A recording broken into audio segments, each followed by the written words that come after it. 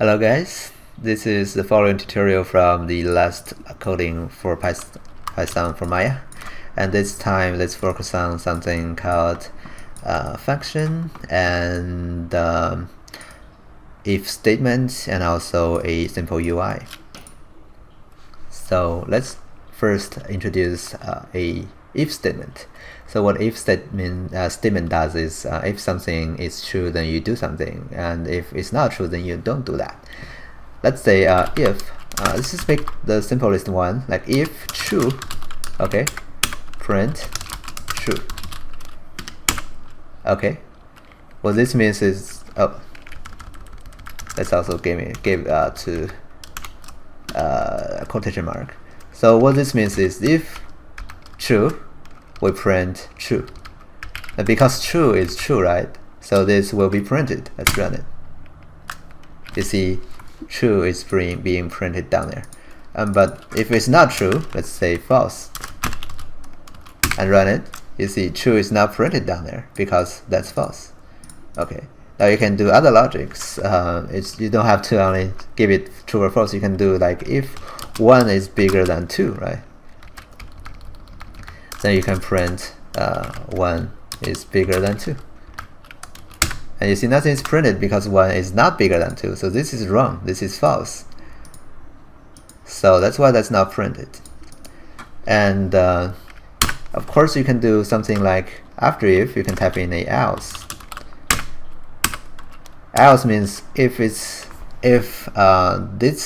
is not true, then you do the else, meaning that what's underneath the else will be printed. So maybe this, right? Let's run it again. You see maybe 1 is smaller or equals to 2 is printed, and you notice that the indentation here. Okay, so if you have an indentation here, that means this print belongs to else, and that print belongs to if, but the else doesn't belong to the if because it's now indented.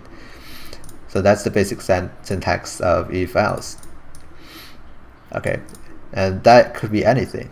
Like, for example, we have 4 cubes selected, right? So selection equals MC dot selected list selected equals true. And because we're using Maya commands now, we need to import Maya command. So import as MC. Okay. If you run it, oh, it does nothing yet. But we can say if the length of selection, if that equals to 4, then we print selection has 4 atoms. Print if it's not, that's going to be underneath else, right? Selection has don't have 4 atoms. Okay.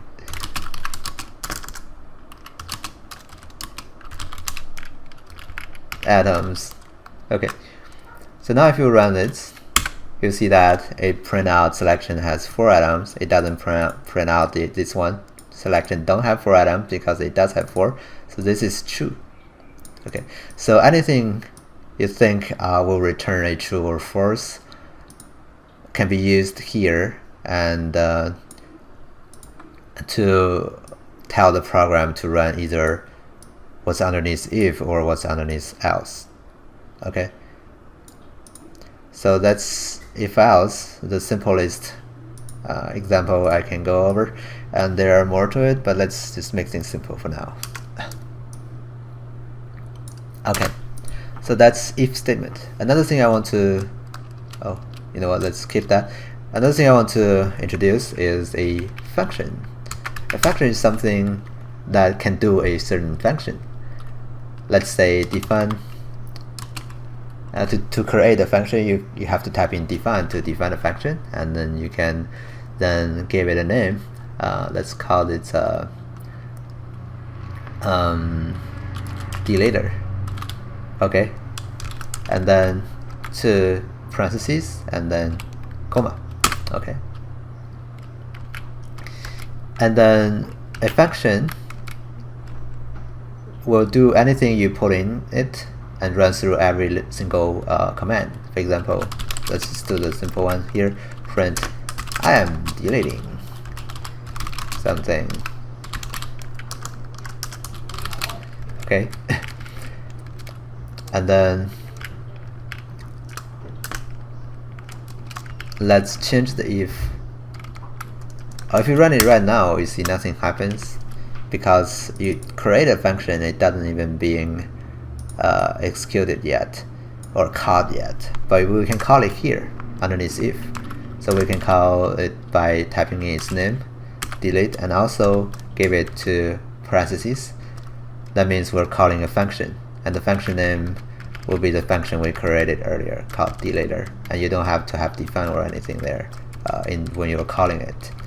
If you run it now, you see I'm deleting something is getting called because we're calling this function right here, and what's inside of this function, notice that indentation here, that means this print belongs to the function.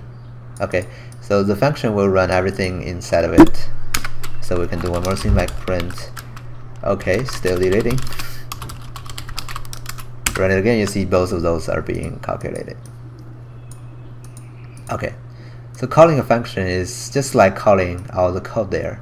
So this right now is equivalent to this. Okay, and what's actually happening is the program runs to there, and then it sees that, and that indicated a location elsewhere in the memory, and the program will go there, which is here, and it start running everything from there all the way down, and when you reach its end here, it jumps back to here and then keep running from here to the bottom ones. And I don't know how actually Python does that, but in traditional language, this is like a pointer to pointing to a memory place in the hardware, and that's how it knows to jump there and then run the code underneath there or after that, and then jump back. So you need to also memorize the position here. So calling function is a bit more expensive than actually run directly there. Okay. But anyway, let's. But also that makes because you create a function, you can reuse the function. It's easier for you to organize stuff, and when the function is super big, then putting everything underneath the entire program is just too much space to take. So it takes more memory actually. So it could be really slow when your function is too big and you put everything of the function inside of the actual program. I think I'm talking about too much, but anyway, it's just all you have to do is to remember is you can define a function here, okay, and you can put everything the function you want the function to do underneath the function with indentation. So every time when you call it by typing in the function name and parentheses, it just means calling everything or running all the command inside of the function. Okay, so that's the basic idea of function. And you see the parentheses there. They're not only used to differentiate the variable and function, also used for you to pass in any arguments. For example, thing to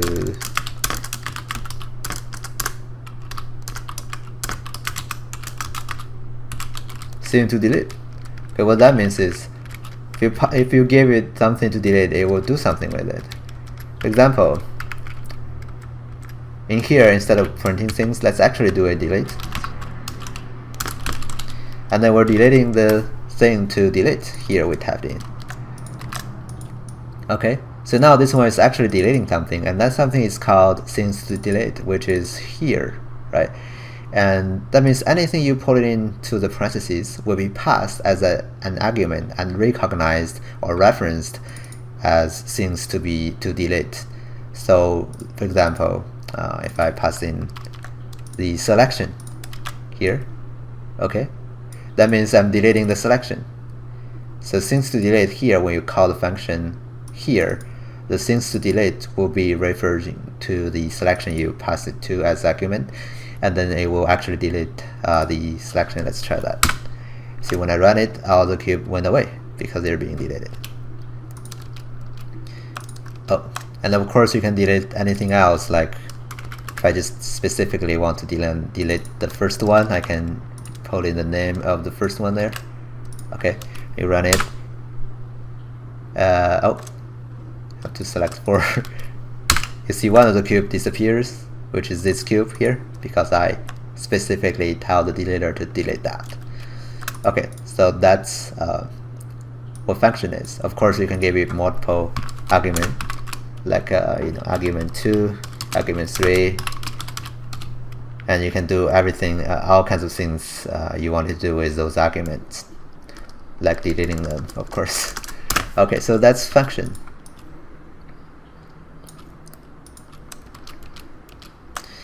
Let's keep those things as reference. So let's move on to the next topic, which is UI. So how do you create a UI? First of all, you need a window. So let's do create a window. So my window equals mc dot window. Okay, and then you can give the window a label, or sorry, a title. It's gonna be shortcut as T here. Equals, my auto completion is turned on. It's right here, command completion and show tooltips. Check those out. Okay, so title equals useless window, because it's useless now. Alright, let's run it. You see nothing happens. That's because we created this window, we never actually show it. So let's do the show window command, the show window command, which is this one. Okay, and we're showing the window. And the problem is, if you put in my window to show, you run it, it will show up, right? But the my window can actually easily to be not unique, because every time we run it, it's gonna create a new one, right? And it's gonna give you random names for my window. In fact, if we go print my window, okay, and run it, see the window is called window 3. You run it again, you got window 4. So it's actually a random name, but not this one. So we want to give it a name we defined instead of using that my window. So you can do what you can do is create a window ID. So let's type in window ID will be equals to window. Let's give it a cool ID 007.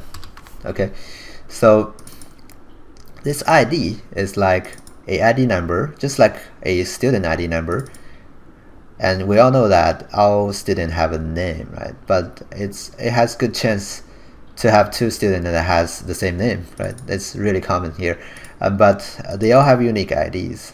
That means, you know, if you cannot refer the student by using their name because there are multiple students having the same name, you can use the ID for that. To refer to a specific student.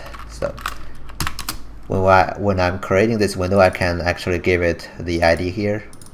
Okay, so instead of show my window, I'm going to show this Window's ID. That means I'm referring to this specific window instead. So now if I run it again, I'm having the window here. Okay, if I run it again, it will give me an error because that window already exists, because we named it 007. Okay. To solve that little problem, we can check if it exists first. So if, like the if statement we did earlier, right? This time we're gonna do if mc.window, and we're querying this time. We're querying this window here. So query equals true, and then exists equals true. Okay, so we're querying and make Amaya tell us if that window exists. Okay, it will return true if it exists. So if it exists, and then what we want to do is delete that UI. So MC dot delete UI. Okay, you see this is more or less like that, right? Delete, deleter, and then parentheses, and what to delete, right? That's also like that. So we're gonna delete this window instead here. So when you run it again, you see the window gets deleted and create a new one. See that? So you can run multiple times, just like Windows, any window in Maya, like node editor, right? You run it, it shows up. Do that again, it's only showing up one. Okay, so that's what that is.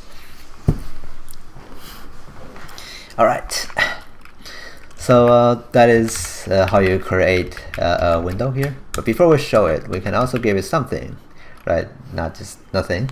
So you can do multiple things added. You can add multiple things to the window, but before you do that, you need to give it a layout first. So let's create a very simple row column layout.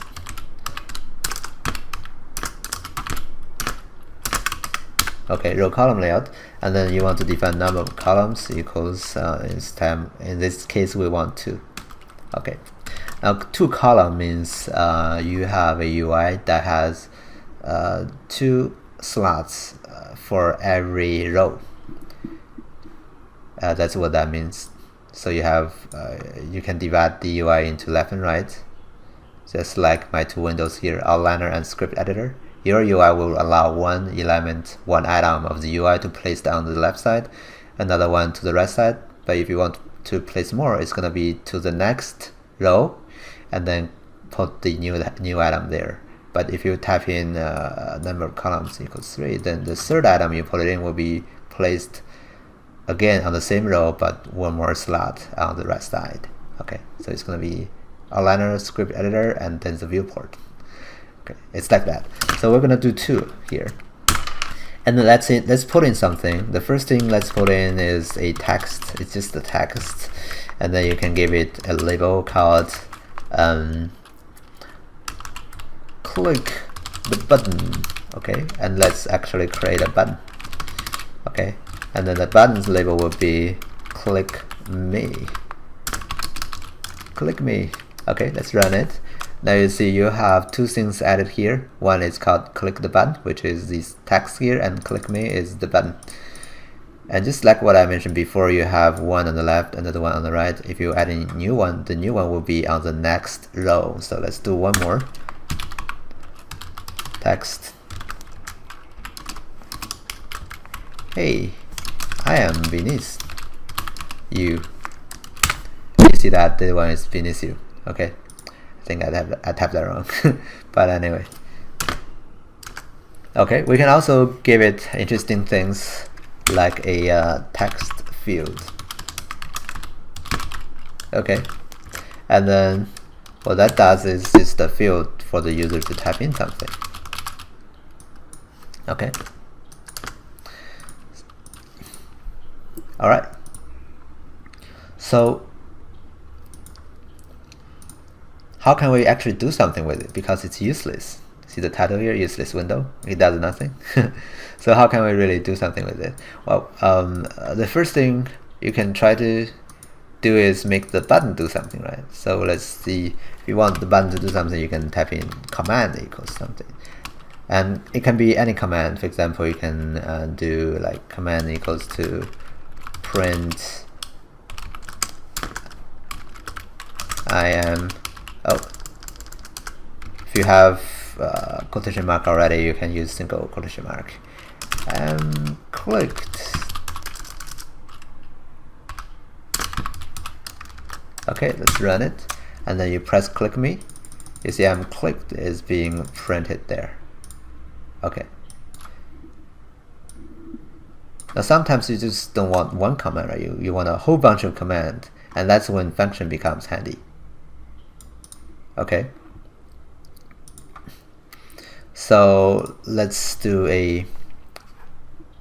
another function called define print all sorts of stuff. Okay, now we can print multiple things like print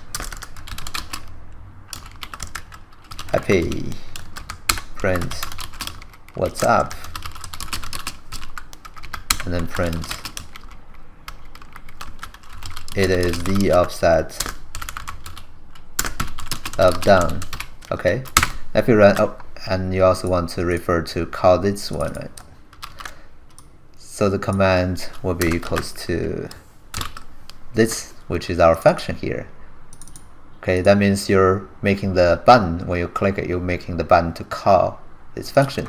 If you run this again and then click me, it prints everything instead of that, print all sorts of stuff. So happy, what's up, it's the offset of down. Okay, so that's when you can use function for the UI to do something for you. Another thing you can do is you can do like define print this, and then this will be this. Okay, and then you print this. So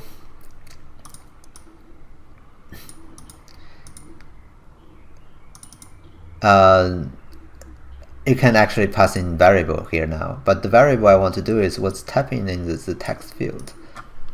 So let's also do another define, get text. Okay, and then text field to get, and then we can do text will be equals to mc dot text field. Okay, and then query equals true. We're querying the text field here, but we don't have a name for it. It's better to give it a name now. So my text field will be equals to that. That way we can refer to it. And then we're querying the text equals true. Okay, and then we can return the text. What it does is now it will return the text we queried back to the caller. Okay, so that's another function we need. And then let's then define button command. Okay, so what the button command do will be is first get the text from the text field and then print it. So we first run the get text. Okay, we're getting the text from the text field, which is my text field here. See the argument here? Okay, we're taking the argument, and if we pass in this argument, it will get the text from this text field we passed in and then return the text. And then we're gonna print this, okay, and we're gonna make the print this to print that. So print this will print something you put in, right? And that something you put in will be returned by this function, which actually queries the text inside of the text field. Okay, let's run it. Okay, and then let's type in random stuff and click me. Oh, the command haven't been changed yet, so let's change that to button command instead. Let's run it again. And then let's type in whatever and then click me. You see it's printing that whatever now. Okay, so I am happy. And you click me, it's gonna print I'm happy. Okay, so now you know how to get information from the user by using a query, and you can create a very simple function for that. Otherwise, you're gonna have to type in this all the time, which is kinda elaborating. See that?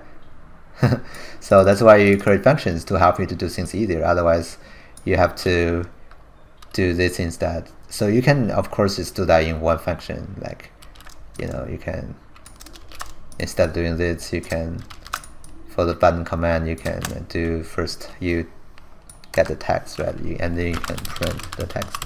So this does the same thing. But what it is, we abstract the actual command inside of a function, so it's easier to just type in that. Just use that as instead of using that long line. Okay, so it's just easier to help you to do that. Oh, so that will work anyways, but it's just not as simple as you just go do this. It's just calling two functions to do that for you. I think that's a lot of things to introduce already in the coding part of Python for Maya. I think coding is really useful for riggers. A lot of riggers are programmers, so that's why I have those here. But I have those as a separate tutorial just for the ones who are really wanting to be riggers. But if you're not want to be a rigger, this could be helpful to understand a little bit, but it's really not really that needed if you want to be just a or if you just want to be a character modeler or a animator. This may not be needed, but understanding a little bit coding is always useful. That makes you understand like how actually the software works. And Python is the awesome language to use because it's so flexible than traditional languages like C++. But anyway, so I think that's for today, and I will give you 5 more extra credit if you can do a UI. Okay, a UI that can actually do the things we did in the last tutorial, which is you grab all the joints and then you click the button. It will rename the joint. It will create a locator and group on top of the joint. And then the joint location will not change. The locator and the group will be moved to the location of the joints. Okay. I wonder if I still have that code. Maybe not. Yeah, I didn't see that anymore. I don't have that code anymore. But what I want you to do is just that. So when you click the button, the joint will not move, but there will be a locator on top of the joint and then a group on top of the locator, and then they're all the same location and orientation, and they're all properly renamed. Alright, that's it. So thanks for watching, and I'll see you next time.